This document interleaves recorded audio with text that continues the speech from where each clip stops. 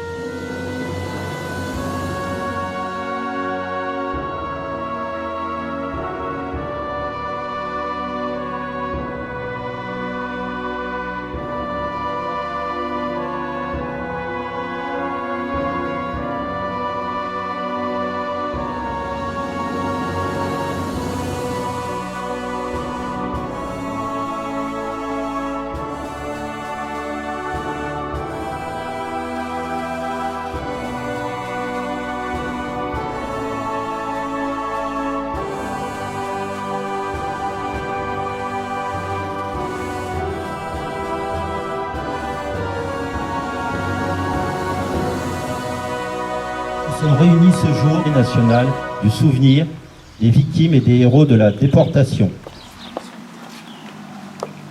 Bonjour à tous. 81 ans. Il y a 81 ans, les Alliés découvraient l'invraisemblable, l'innommable, en ouvrant les grilles des camps de déportation et d'extermination. En 1969, je suis au collège. Dans le cadre du temps libre, les élèves, seuls ou en groupe, doivent faire un exposé devant la classe.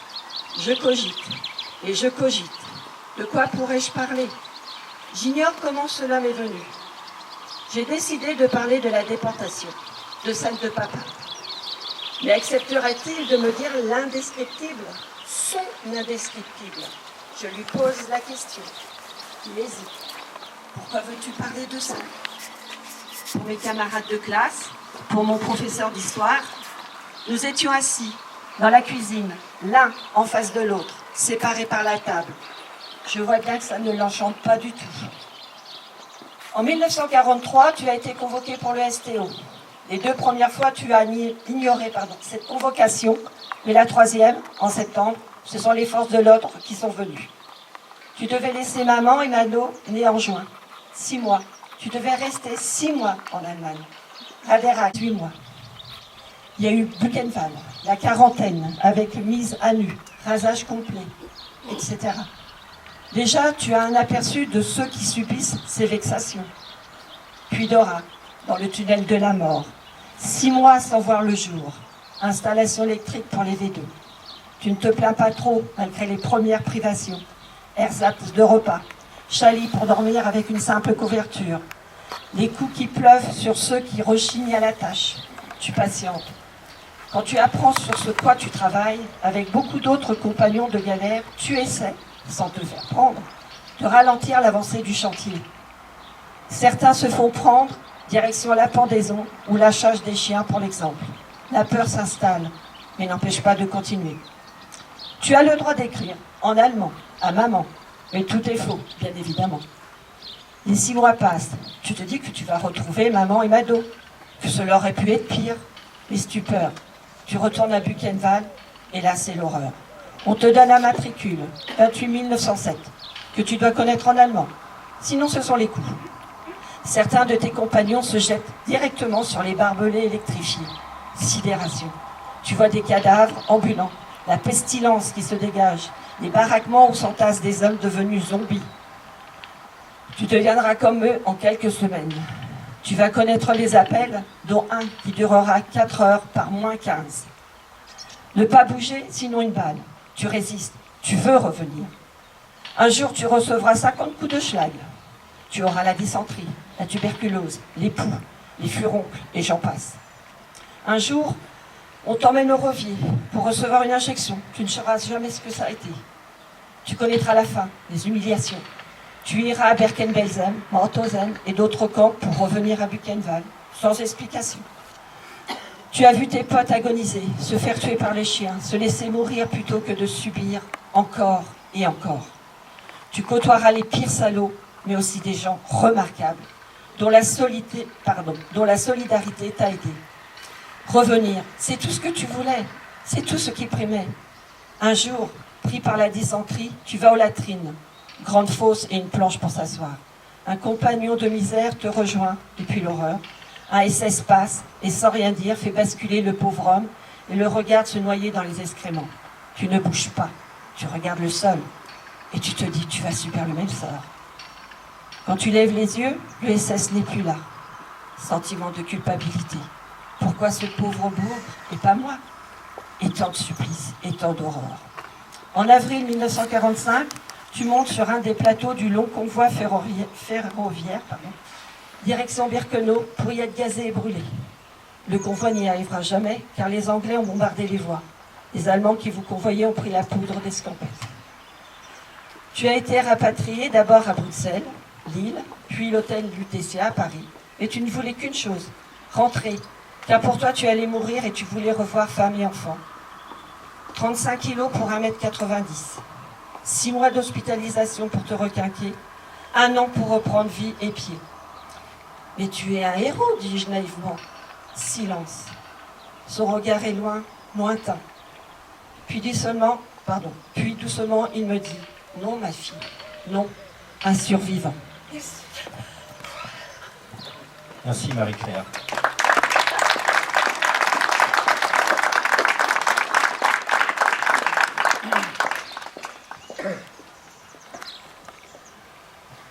Pour l'ensemble de la formation, garde à vous.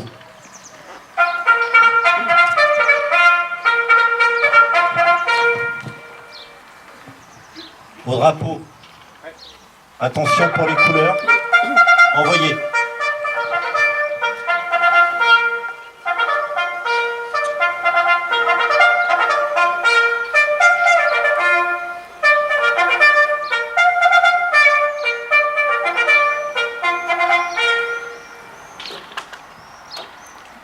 Pierre Lelièvre, le serment, par Marie-Claire Cadinot et le conseil municipal enfants.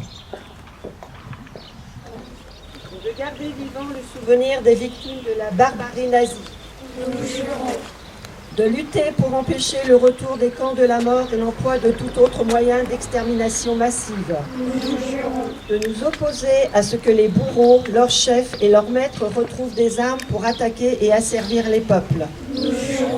De rester fidèles à l'union née dans la souffrance et dans le combat contre l'hitlérisme, de nous consacrer au rapprochement des peuples dans la paix en vue d'assurer leur sécurité, leur indépendance et la liberté, nous le jurons. Hommage à nos martyrs victimes de la barbarie nazie. Maurice Basile, mort en déportation au camp d'Auschwitz le 15 septembre 1942, il était âgé de 34 ans.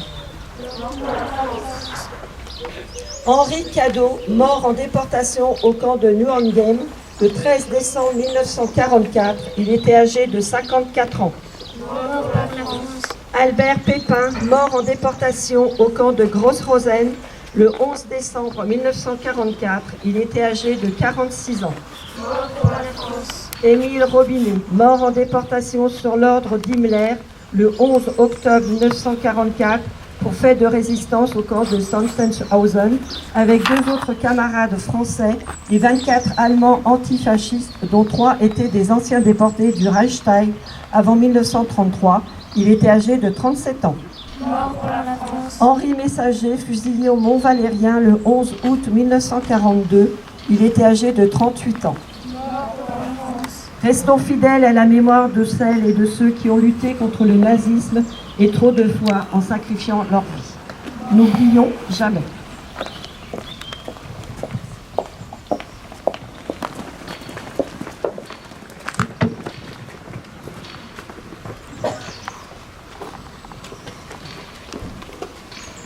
Garde à vous.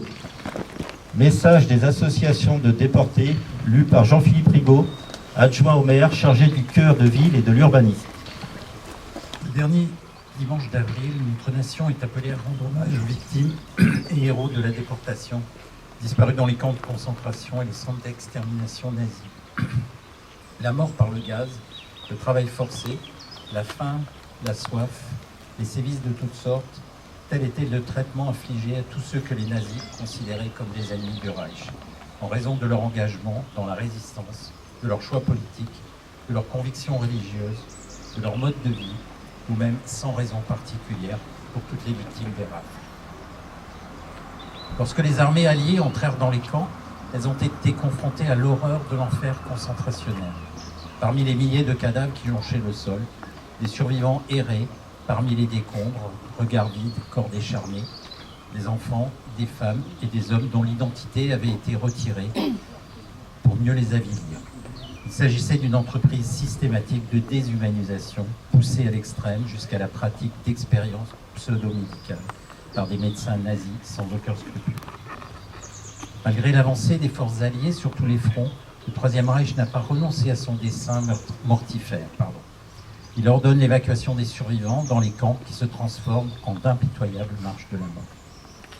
Les déportés qui sont revenus de cet enfer ont vécu un retour difficile à la vie et à la liberté. Mais fidèles au serment prêté à leurs camarades disparus, les survivants ont, malgré leur propre traumatisme ou la difficulté d'être crus, pris le chemin courageux du témoignage. Au moment où les derniers déportés nous quittent, la remémoration de leurs engagements et de leurs sacrifices doit continuer d'être un rempart contre l'ignorance, l'oppression et l'antisémitisme. Aujourd'hui se jouent de nouveaux équilibres mondiaux dans des rapports de force anxiogènes et le combat des déportés, attaché au respect du droit international porté par le tribunal de Nuremberg, ne doit pas rester vain. La mémoire de la déportation s'inscrit dans le patrimoine immatériel de l'humanité, en ce qu'elle a de plus sombre. Aussi sa transmission se veut-elle un acte de confiance à l'égard des jeunes générations dont la conscience et la responsabilité doivent permettre de garantir les valeurs civilisatrices de paix, de liberté et de dignité pour tous. Merci Jean-Philippe. Il n'y aura pas de lecture du message du ministre délégué auprès des armées, chargé de la mémoire et des anciens combattants. Le message ne nous a pas été diffusé. Dépôt de géant.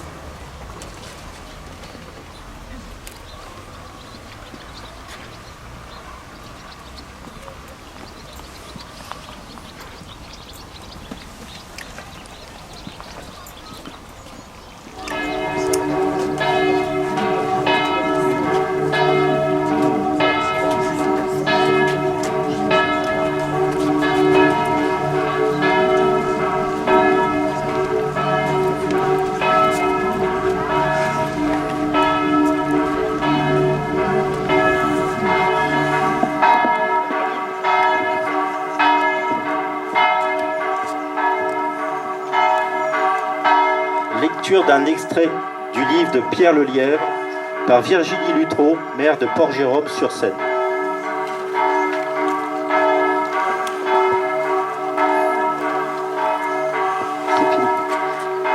Vous le savez, j'affectionne particulièrement la petite histoire de la grande histoire, peut-être encore plus pour témoigner de l'horreur des camps de concentration que nous évoquons ce matin à l'occasion de cette cérémonie.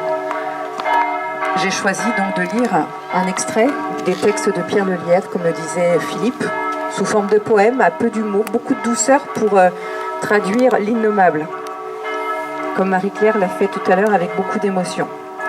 J'ai choisi Pierre Lelièvre parce qu'il a été déporté. J'ai choisi Pierre Lelièvre parce qu'il était gravenchonné.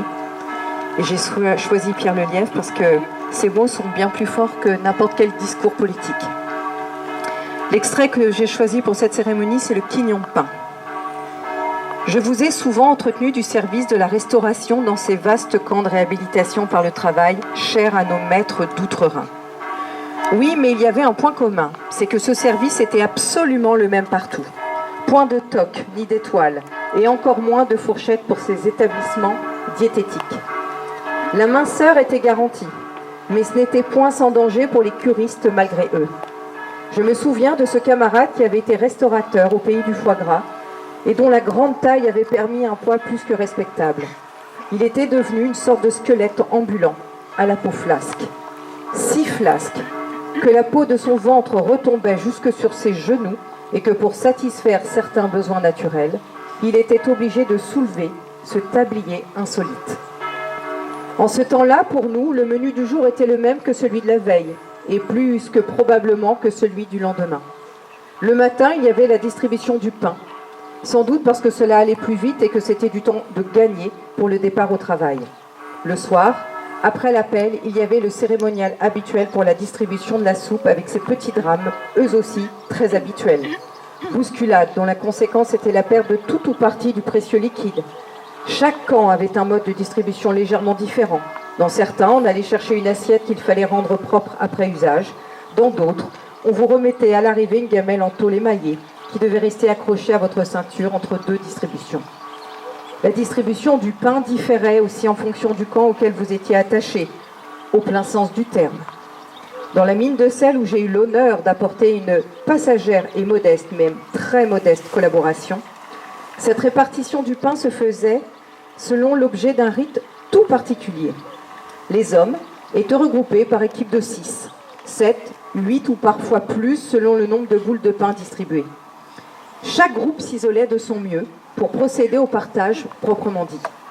Il y avait lieu tout d'abord de désigner un sage qui recueillit la confiance de tous. Celui qui était investi de la confiance du petit groupe sortait de sa vareuse la balance et sa propre cuillère dont le manche avait été élimé sur un rail pour servir de couteau. La boule était alors coupée en 7 morceaux avec de grandes précautions car ça n'était pas facile. Ensuite, il était procédé à une double pesée grâce à la balance. Celle-ci était constituée d'un fléau de bois fin et de 2 fiches pointues en bois également. Une ficelle nouée au milieu du fléau permettait de suspendre l'engin.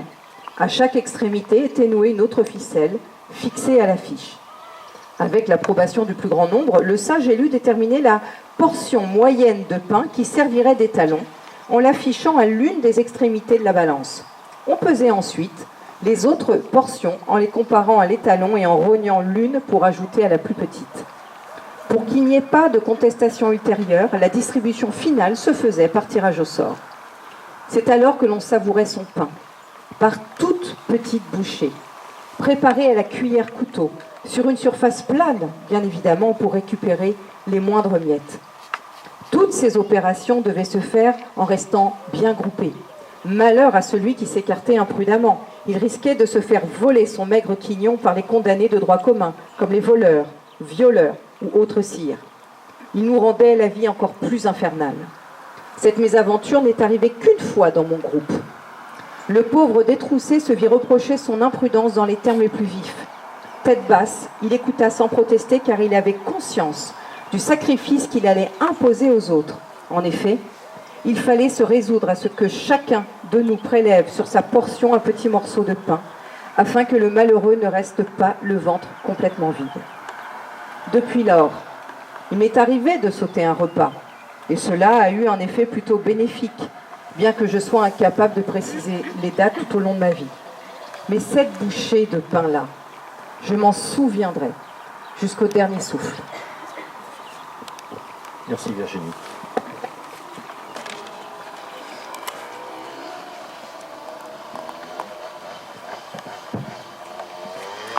Merci aux porte-drapeaux, merci aux anciens combattants, merci aux forces de l'ordre, aux pompiers, à la chorale intérieure, à Cécilia, aux membres du personnel de notre commune pour leur participation à cette cérémonie.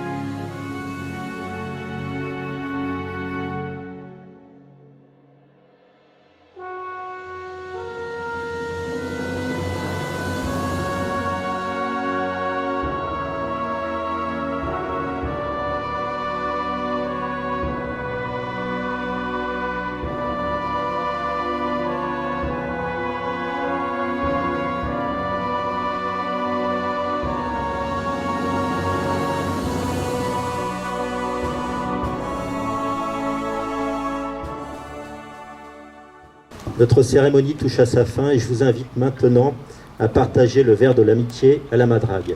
Merci à tous pour votre présence.